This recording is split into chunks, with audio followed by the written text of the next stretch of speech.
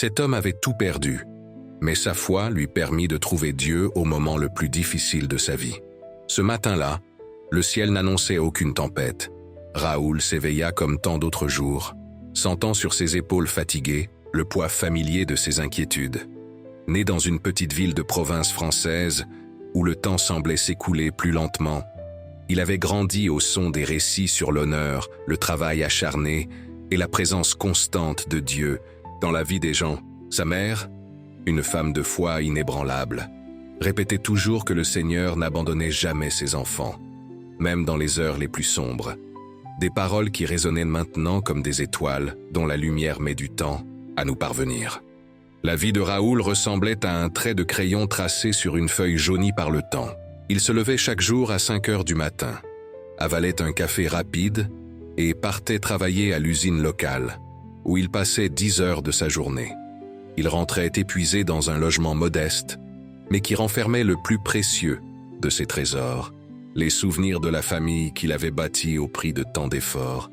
Les murs de cette maison modeste renfermaient les échos des rires de ses enfants quand ils étaient petits, les marques de croissance notées au crayon sur le montant de la porte de la cuisine et le parfum délicat de son épouse qui, même après son départ précoce, semblait encore imprégner chaque recoin. Il y avait pourtant dans son regard quelque chose qui révélait plus que la simple fatigue quotidienne. Au fond de ses yeux marrons et tranquilles, on décelait une lueur timide, presque imperceptible.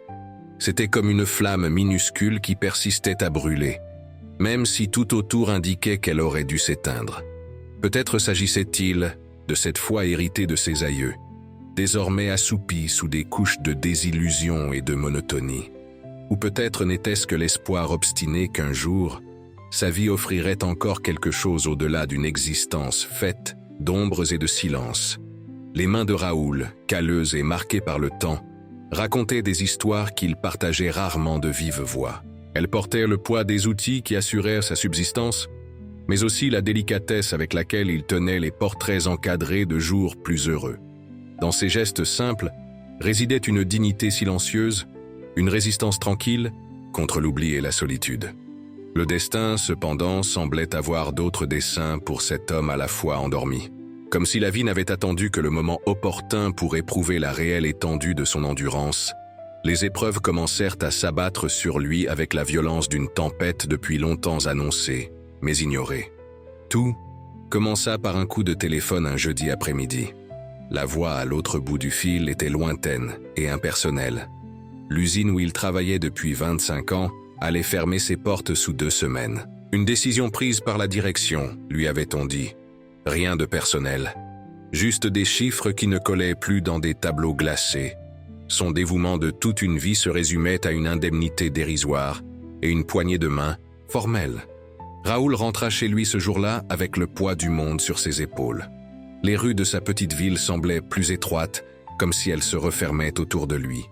Le ciel, autrefois un voile protecteur, prenait désormais l'allure d'une immensité indifférente à sa souffrance. Parmi ses collègues, on murmurait sur la conjoncture économique, sur l'impossibilité de retrouver du travail à ce stade de la vie. Des voix qui faisaient écho à ses propres angoisses, à peine murmurées. Allongé ce soir-là sur son lit, fixant le plafond écaillé, Raoul laissa couler une larme silencieuse au coin de son œil. Il ne perdait pas seulement son emploi. C'était toute la structure de sa vie qui s'effondrait, la routine qui apportait un semblant d'ordre au chaos silencieux de ses pensées, la raison de se lever chaque matin malgré les douleurs du corps et le fardeau de l'âme. Mais le destin, dans sa cruauté méthodique, n'en était qu'au début de son ouvrage. 3 semaines plus tard, alors qu'il tentait de réorganiser son existence et de chercher de nouvelles possibilités, Raoul reçut une notification judiciaire. La maison où il vivait depuis 30 ans, héritée de ses parents et seul bien de valeur qu'il possédait, était menacée. Des années plus tôt, dans un moment de grande nécessité, lorsque son épouse était gravement malade, il avait accepté d'être caution pour son frère cadet, impliqué dans une affaire qui semblait prometteuse. Cette entreprise, qui paraissait solide, s'écroula finalement comme un château de cartes à la première secousse. À présent, les créanciers frappaient à sa porte, réclamant le remboursement de dettes dont il ignorait l'ampleur. Vous auriez dû lire le contrat plus attentivement, lui lança froidement l'avocat. Les mots retombèrent comme des pierres sur son cœur déjà meurtri. Oui, il aurait dû être plus prudent. Il aurait dû se méfier. Il aurait dû protéger le peu qu'il avait. Mais comment refuser d'aider son propre frère? Comment tourner le dos quand on vous implore au nom d'une vie entière de souvenirs partagés? Son frère disparut peu après l'échec de l'entreprise, sans laisser de traces ni d'explications. Juste une montagne de dettes et l'amertume de la trahison. Les appels sans réponse et les messages ignorés étaient autant de coups, de couteaux, lui rappelant qu'on est souvent blessé plus cruellement par ceux qui nous sont chers que par des inconnus. La nuit où il dut quitter sa maison eut des allures de funérailles sans dépouille. Chaque objet empaqueté semblait receler un fragment de son âme. Chaque recoin de la demeure évoquait un souvenir qui désormais ne subsisterait plus que dans sa mémoire. Les murs de la cuisine où son épouse préparait le café les dimanches, matin, le petit jardin où elle plantait des violettes au printemps, la marche d'escalier qui grinçait et qu'il promettait toujours de réparer.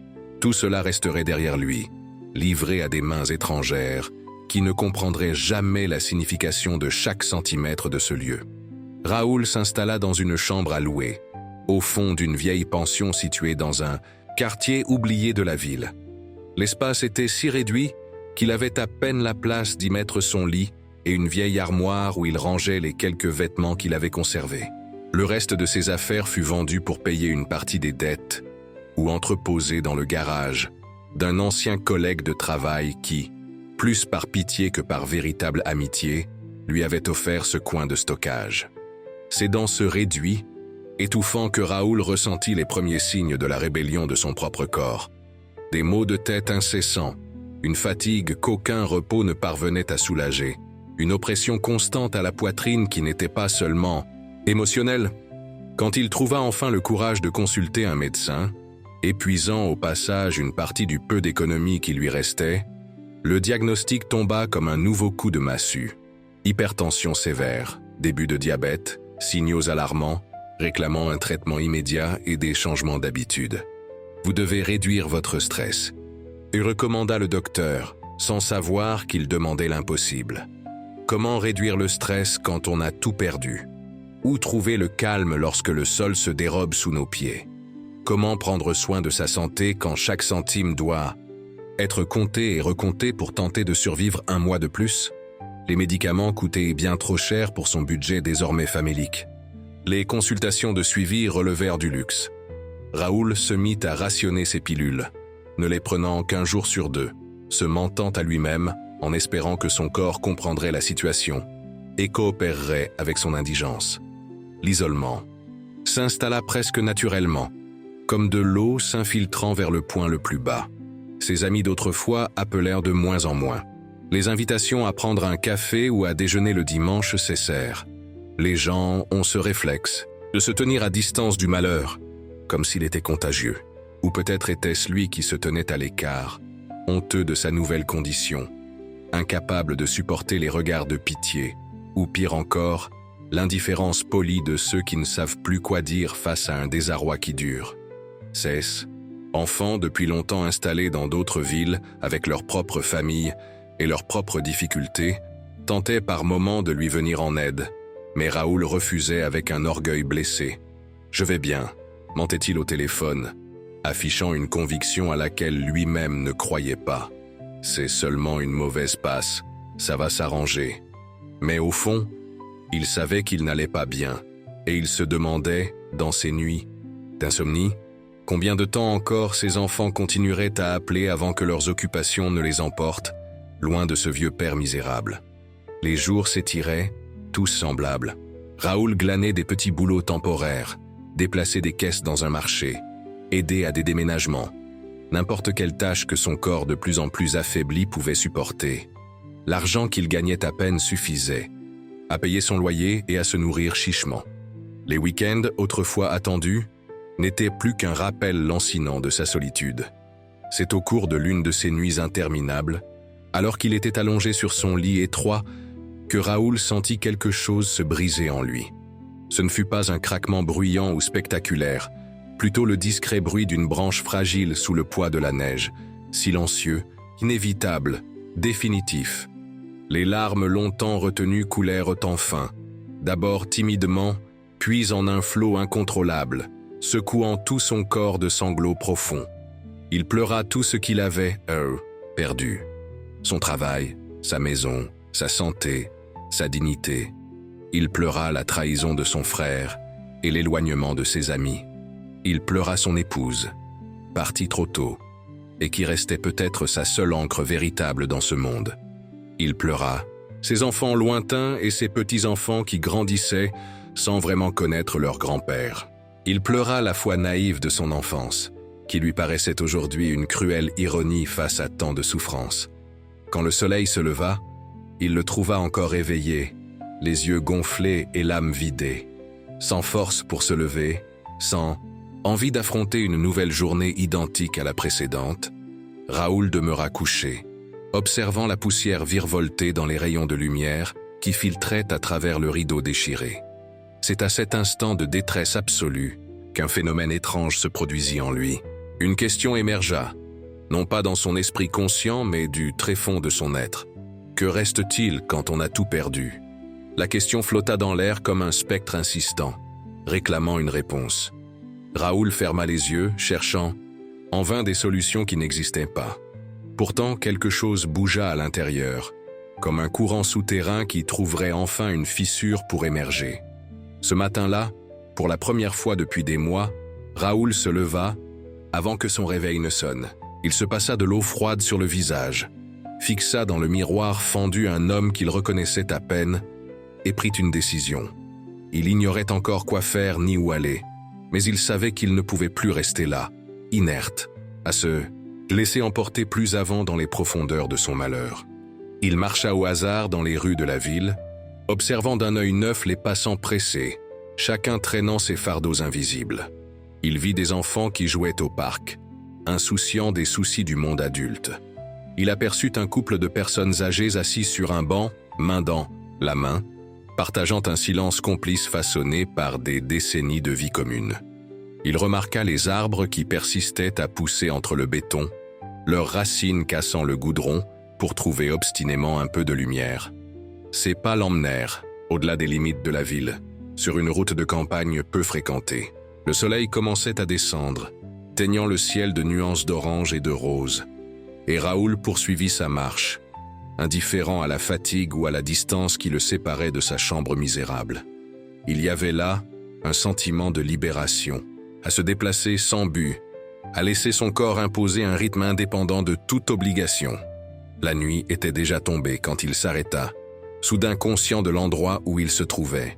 La route déserte s'étirait devant lui, éclairée seulement par la pleine lune qui dominait désormais le ciel. Un silence complet régnait, rompu seulement par le cri lointain d'un grillon ou le bruissement discret des feuilles dans les arbres. Et là, seul sous l'immensité étoilée, Raoul éprouva quelque chose qu'il ne parvenait pas à nommer. Ce ne fut ni une voix audible, ni une vision spectaculaire, plutôt la sensation d'une présence, subtile mais indiscutable, comme si l'air lui-même devenait palpable dans la fraîcheur de la nuit. L'impression de n'être pas seul sur cette route, de n'avoir jamais été vraiment seul, même aux pires instants de son désespoir. La perception qu'il existait un dessein plus vaste, un sens qui dépassait de loin sa compréhension limitée. Raoul s'assit au bord de la route, les jambes épuisées. Il leva les yeux vers le ciel, ce manteau d'étoiles qui paraissait à la fois si proche et si lointaine. Puis, sans prévenir, des mots oubliés se frayèrent un chemin jusqu'à ses lèvres. Les mots d'une prière d'enfant que sa mère lui avait enseignée, trop simple pour la complexité de sa situation, mais pourtant parfaitement sincère. « Seigneur », murmura-t-il dans la nuit, « je suis perdu. » 3 mots, et ils contenaient tout le poids de son existence brisée. 3 mots qui rompirent la digue construite autour de son cœur. Et tandis que ses larmes reprenaient leur cours, quelque chose de différent se produisit cette fois. Il ne s'agissait plus des sanglots désespérés de la veille, mais d'un pleur presque apaisé, comme une douce pluie après un orage violent. La clarté lunaire baignait son visage sillonné de rides, illuminant chaque creux dessiné par le temps et la souffrance. Et dans cette lumière argentée, Raoul eut la sensation d'être vu, réellement vu, pour la première fois depuis longtemps. Non comme un raté, un abandonné, un homme qui avait tout perdu, mais comme un fils qui, après un exil prolongé, retrouve enfin le chemin de la maison. Il demeura là, immobile, sans savoir combien de temps. Minutes ou heures, cela n'avait plus d'importance. Le temps semblait avoir suspendu son cours, le libérant de sa tyrannie pendant cet instant, flottant entre la terre et le ciel. Quand il se releva, quelque chose avait changé en lui. Pas sa situation extérieure. Sa chambre demeurerait misérable. Ses dettes continueraient d'exister, sa santé resterait fragile. La différence était d'un autre ordre, plus profond, plus essentiel. Le chemin du retour en ville fut bien différent de l'aller. Ses pas, encore fatigués, semblaient portés par une détermination nouvelle. Ses yeux, habitués à fixer le sol, se levaient désormais vers l'horizon. Et au fond de sa poitrine, là où ne subsistait autrefois qu'un vide béant, palpitait à présent la certitude étrange que son histoire n'était pas terminée, mais qu'elle commençait seulement un nouveau chapitre. Les jours suivants, de petits changements commencèrent à s'opérer, d'abord presque imperceptibles, mais qui prirent forme au fil du temps. Raoul se mit à fréquenter la petite église à la périphérie de son quartier, pas forcément pendant la messe, mais à des moments calmes de l'après-midi, quand le lieu était désert et silencieux. Il s'asseyait sur les bancs de bois usés, simplement présent, en communion silencieuse avec quelque chose de plus grand qu'il ne tentait plus de nommer ou de comprendre par la raison.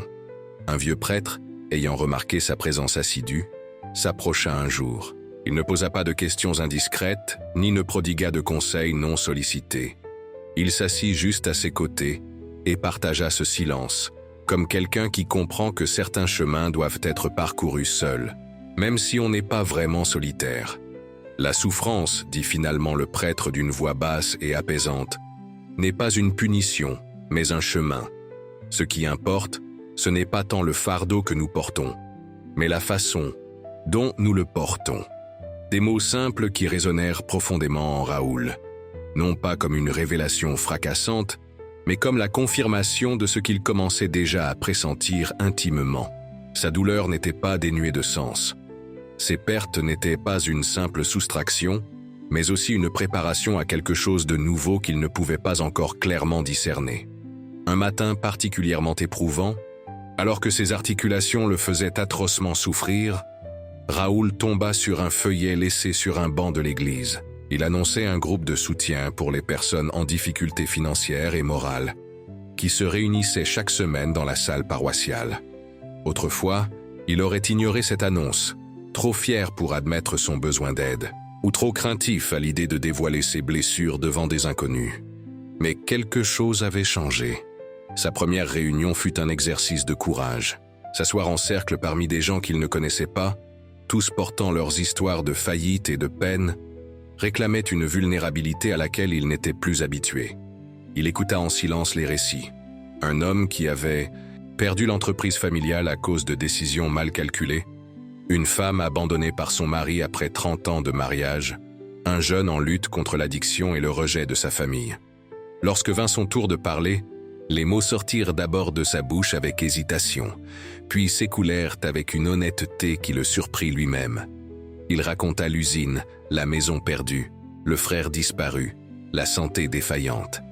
Mais il parla aussi de cette nuit, sur la route de la lune et des étoiles, de la présence qu'il avait ressentie et de la prière simple qui était née sur ses lèvres.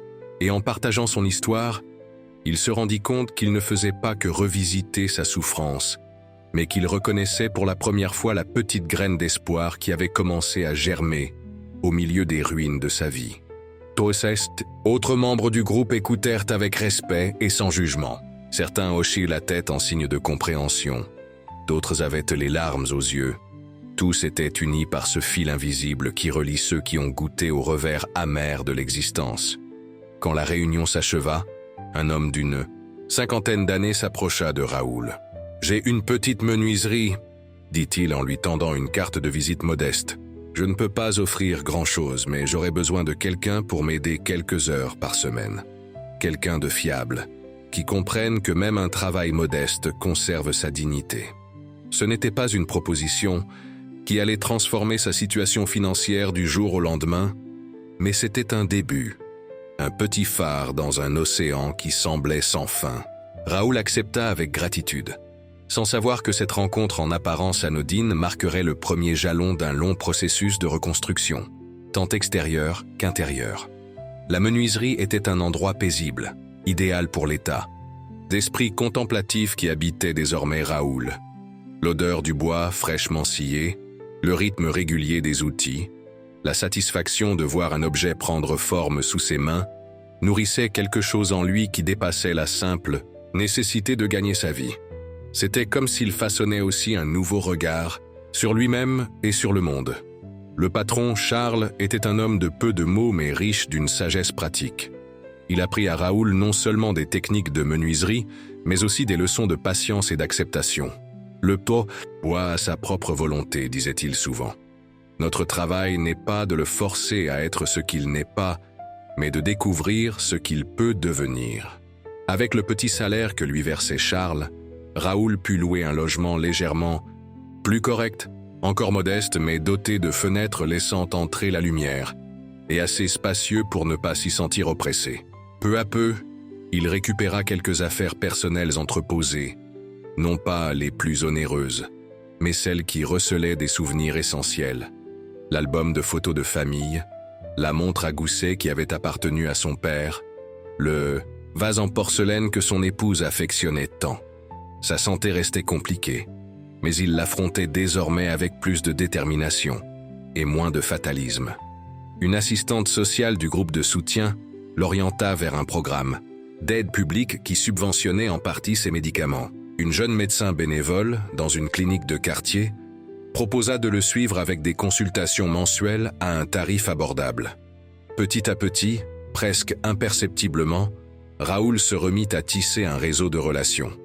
Ce n'étaient pas encore des amitiés profondes comme avant, mais des liens sincères, fondés sur le respect et la compréhension mutuelle. Des gens qui ne le définissaient pas par ses pertes ou ses échecs, mais qui voyaient en lui la même résilience qu'ils cultivent dans leur propre combat. Lors d'une réunion du groupe de soutien, Raoul fit la connaissance de Michel, un homme un peu plus jeune qui traversait des difficultés similaires aux siennes. Fraîchement divorcé, en proie à la dépression et à l'alcool, Michel était l'image même du désespoir que Raoul connaissait bien. Sans l'avoir vraiment décidé, et sans se juger particulièrement compétent pour cela, Raoul se retrouva à tendre la main à ce jeune homme, non pas pour lui donner des conseils ou des solutions miracles, mais simplement pour lui offrir sa présence et le récit de son propre parcours. « Je ne dirai pas que je sais exactement ce que tu ressens », lui confia-t-il alors qu'il quittait une réunion. « Chaque souffrance est unique, comme chaque personne l'est. Mais je sais ce que c'est de voir le sol s'ouvrir sous ses pieds, de ne plus trouver de raison de se lever le matin. Et je peux t'assurer que même si ça paraît impossible à croire aujourd'hui, il y a un chemin à suivre. » Ces mots n'avaient rien d'éloquent ni de spectaculaire. Ils n'étaient que le témoignage sincère de quelqu'un qui avait arpenté le fond du gouffre et qui pouvait enfin regarder en arrière avec la lucidité qu'apporte la distance. Pour Michel, à cet instant précis de sa vie, c'était exactement ce qu'il avait besoin d'entendre. Cette expérience éveilla quelque chose de neuf chez Raoul. Il comprit que son histoire, avec toutes ses cassures et ses réparations, pouvait devenir un pont pour ceux qui traversaient encore la tempête. Il ne détenait ni réponse définitive, ni certitudes absolues, juste la preuve vivante qu'il était possible d'avancer, un jour après l'autre, jusqu'à ce que les jours forment des semaines plus supportables, puis des mois de lente résurrection. Il se mit à participer plus activement aux rencontres, non plus seulement comme auditeur, mais comme quelqu'un ayant une expérience précieuse à transmettre. Sa voix, d'abord hésitante, s'affermissait peu à peu, non par orgueil, mais grâce à cette sagesse née de l'épreuve.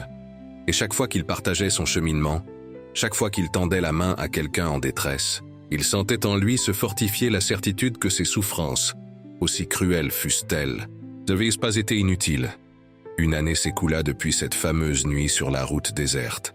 Raoul travaillait toujours dans la menuiserie de Charles, désormais à temps plein. Ses compétences s'étaient considérablement améliorées, et Charles lui faisait suffisamment confiance pour lui confier des projets de plus grande envergure. Sa santé, quoique loin d'être parfaite, se stabilisait grâce au suivi médical régulier et au changement de mode de vie qu'il avait adopté. Ses enfants, constatant la différence dans le timbre de sa voix au téléphone, recommencèrent à lui rendre visite plus fréquemment. Sa petite fille aînée passa même 15 jours de vacances chez lui, l'aidant à la menuiserie et écoutant, fasciné, les histoires de jeunesse qu'il n'avait jamais osé raconter auparavant.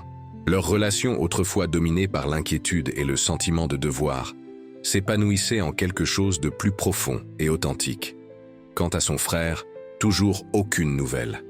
Mais à présent, quand Raoul pensait à lui, ce n'était plus avec l'amertume dévorante d'autrefois.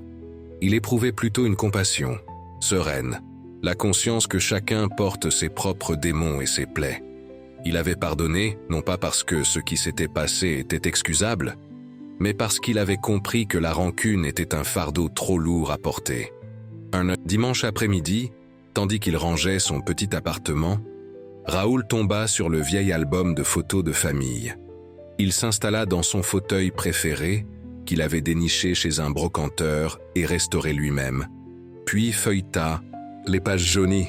Il s'y trouvait des moments figés qui avaient autrefois constitué toute sa vie. Un mariage modeste mais plein d'espoir, la naissance de ses enfants, des anniversaires et des Noëls, les sorties de pêche avec son père, les dimanches après, la messe avec sa mère. Il s'attendait à ressentir la douleur amère de la nostalgie, mais ce qui apparut en lui était différent. Une gratitude douce et persistante pour chaque instant vécu, pour chaque personne rencontrée, même celle qui l'avait blessé. Une acceptation que la vie, avec ses joies et ses tragédies, forme une mosaïque où chaque pièce, même la plus sombre, a sa place et sa raison d'être. Il referma l'album et leva les yeux vers la fenêtre, où le soleil déclinait, nimbant le ciel de tons dorés. Il repensa à tout ce qu'il avait perdu, certes, mais aussi à tout ce qu'il avait gagné en chemin. Une foi renouvelée, non pas un ensemble de dogmes rigides, mais une confiance tranquille en la présence constante du divin. La capacité de percevoir la beauté dans ces petits moments qui semblaient jadis banals. Le chant matinal des oiseaux, l'arôme d'un café fraîchement préparé, le sourire d'un inconnu dans la rue. La certitude profonde que la valeur réelle d'une vie ne se mesure pas à ce que l'on possède, mais à ce que l'on est et à la façon dont on entre en résonance avec les autres. Raoul sourit, un sourire calme qui n'occultait pas les cicatrices mais transcendait la douleur qui les avait causées. Il savait que son parcours était loin d'être achevé, qu'il y aurait encore des jours de doute et de découragement, des moments où le poids de ses pertes ressurgirait. Mais désormais, il portait en lui une conviction inébranlable, née non pas de théories ou de discours, mais d'une expérience vécue au plus profond de sa chair. C'est précisément en perdant tout qu'on peut découvrir l'essentiel. Cet homme simple, qui un jour s'était effondré en larmes de désespoir dans une chambre sordide, s'était transformé, pas en un être parfait ou accompli, mais en quelqu'un qui avait compris que la vie, avec toutes ses fêlures et ses brèches, est l'endroit où la lumière parvient à pénétrer. Que même les épreuves les plus cruelles peuvent devenir des portes ouvertes vers une compréhension plus vaste de soi et du monde. Qu'en fin de compte, ce qui compte vraiment n'est pas ce que l'on accumule ou perd en route, mais la manière dont nos expériences nous façonnent et nous transforment. Et peut-être était-ce là l'enseignement majeur de son histoire. Même dans les nuits les plus obscures, lorsqu'on croit avoir tout perdu et que plus rien n'a de sens, il existe une présence silencieuse qui nous soutient, un fil invisible nous reliant au mystère plus vaste de l'existence. Que Dieu se révèle, non pas tant à travers de grandes interventions spectaculaires, mais dans la persévérance tranquille de la vie qui continue à s'écouler, dans la capacité humaine de trouver du sens face aux situations les plus adverses, dans l'amour qui subsiste à toutes les tempêtes et se reconstruit parmi les décombres. Ce soir-là, alors qu'il se préparait à dormir, Raoul entendit frapper à la porte. Il était rare de recevoir de la visite à une heure aussi tardive. En ouvrant, il découvrit Michel, le visage pâle et les yeux rougis par les larmes. « Pardonne-moi de passer si tard », dit l'homme d'une voix tremblante. « Mais je ne savais pas où aller. Aujourd'hui, ça fait exactement 1 an que mon épouse est partie en emmenant mes enfants. Je pensais être préparé, mais les souvenirs m'ont envahi comme une avalanche. » Raoul n'hésita pas. Il ouvrit plus grand la porte et invita Michel à entrer. Il prépara un thé chaud pendant que le plus jeune s'asseyait en silence à la table de la petite cuisine. Il n'y avait pas besoin de longs discours, juste une présence, la conscience mutuelle de la douleur et la certitude partagée qu'il n'était pas seul sur ce chemin. « Tu sais ce qui me tourmente le plus ?» dit finalement Michel après de longues minutes de silence. « Ce n'est pas seulement leur absence, c'est la peur que toute cette souffrance ne serve à rien, qu'elle ne soit qu'un cruel hasard de la vie, sans but ni signification. » Raoul observa la vapeur qui montait des 2 tasses, pensif. Comment expliquer ce qu'il ne pouvait pas lui-même exprimer pleinement? Comment communiquer une certitude qui ne reposait pas sur la logique, mais sur quelque chose de plus profond?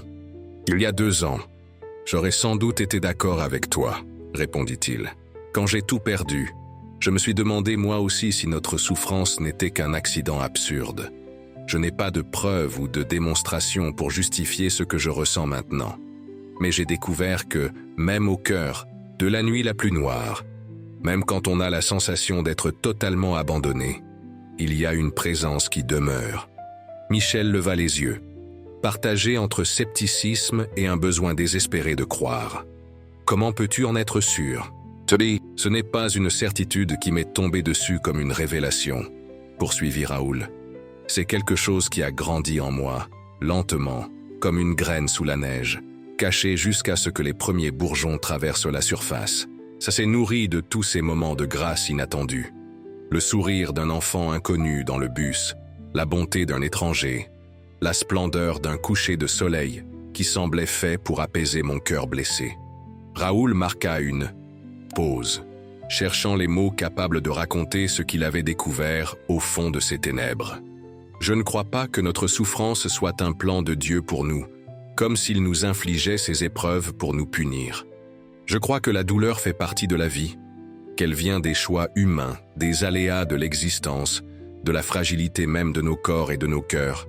Mais je crois aussi que, même dans la souffrance la plus profonde, on peut trouver une occasion de transformation.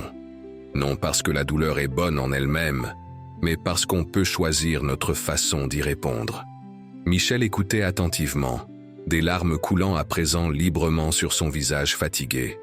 Mais ce n'étaient plus des larmes de pur désespoir, plutôt un chagrin qui commençait à respirer. « Comment as-tu fait, toi ?» demanda-t-il simplement. « Comment transformer tant de pertes en un fardeau que tu puisses porter sans être écrasé ?» Raoul sourit, un sourire doux mêlé des traces de la souffrance et de la délicatesse de l'acceptation, un pas après l'autre, en apprenant à regarder au-delà de l'horizon immédiat de ma propre peine, en acceptant de recevoir de l'aide, même quand mon orgueil hurlait le contraire, en constatant que, tout comme j'avais besoin des autres, il y avait aussi des gens qui avaient besoin de moi, et peut-être surtout, en comprenant que ma valeur n'a jamais dépendu de ce que je possédais ou des circonstances extérieures, mais d'une réalité plus profonde et immuable. Ils parlèrent ainsi tard dans la nuit, pas uniquement de leur souffrance, mais aussi de l'espoir et de l'avenir possible. Quand Michel s'en alla enfin, il avait dans les yeux une lueur discrète qui n'existait pas auparavant, la première étincelle d'une compréhension nouvelle, susceptible de grandir avec le temps et la bienveillance. Après avoir fermé la porte, Raoul resta éveillé encore un moment, songeant au chemin mystérieux que la vie emprunte. Comment aurait-il pu imaginer lors de ces heures les plus noires que sa propre douleur deviendrait un jour un phare pour un autre naufragé? Comment aurait-il pu prédire qu'en perdant tout ce à quoi il tenait, il découvrirait en lui une richesse que rien ni personne ne pourrait jamais détruire? Au matin suivant, alors qu'il se rendait à la menuiserie sous un ciel menaçant la pluie, Raoul remarqua pour la première fois un petit jardin communautaire qui avait fleuri sur Ipta, un terrain autrefois abandonné. Au milieu des fleurs et des légumes soigneusement entretenus, une pancarte sobre proclamait « La vie trouve toujours un chemin ». Il sourit, reconnaissant là une vérité profonde.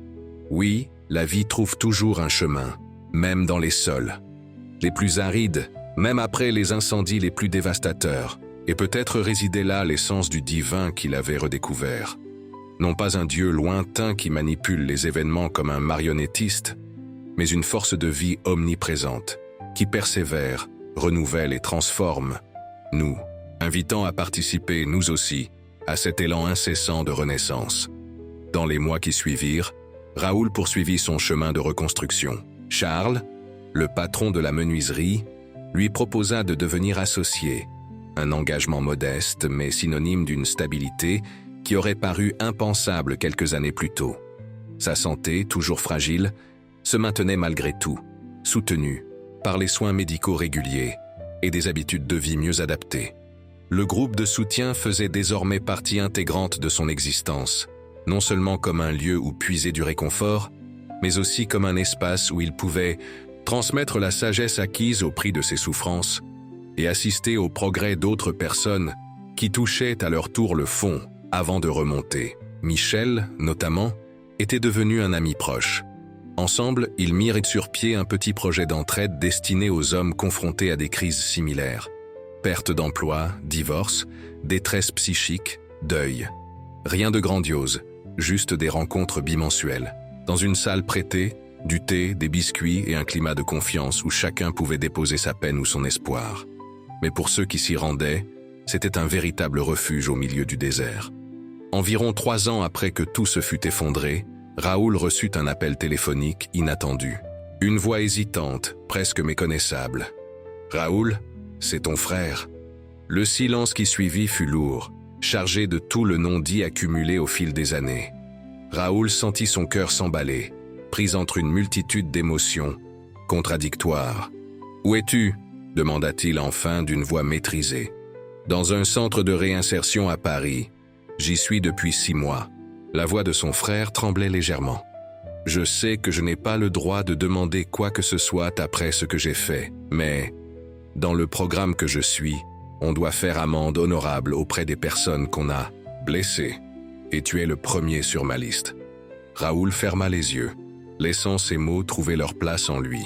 3 ans plus tôt, il aurait accueilli cet aveu par la colère ou l'amertume.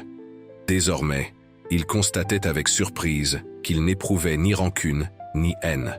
« Tu vas bien » demanda-t-il, et la question était sincère. Un silence s'ensuivit, comme si son frère était décontenancé par une douceur inattendue. « J'essaie, un jour après l'autre, comme ils disent ici. » Ils parlèrent pendant près d'1 heure. Une conversation difficile, chargée de blessures, profondes, mais aussi de la promesse d'un nouveau départ, non plus fondé sur la négation du passé, mais sur son acceptation et le choix de bâtir différemment. Après avoir raccroché, Raoul se dirigea vers la fenêtre de son modeste appartement. Le soleil se couchait, teintant le ciel de pourpre et d'or. Il songea à ces cycles qui rythment la vie, mort et renaissance, perte et découverte, obscurité et lumière. Comment expliquer qu'après les tempêtes les plus violentes, la terre puisse encore faire éclore de nouveaux bourgeons? « Merci », murmura-t-il à l'intention d'un ciel qui s'obscurcissait, à l'intention de ce Dieu qu'il avait redécouvert dans la simplicité des moments de grâce quotidiens, et non dans de grandes doctrines. « Merci d'avoir toujours été là, même quand je ne pouvais plus te voir ni te sentir. Merci de m'avoir montré que quand on perd tout, on peut parfois trouver l'essentiel. » Ce soir-là, Raoul s'endormit avec une paix qui dépassait la simple question de ses problèmes matériels. Il savait que le chemin à venir comporterait encore des difficultés. Sa situation financière, bien que plus stable, ne deviendrait jamais une source d'abondance.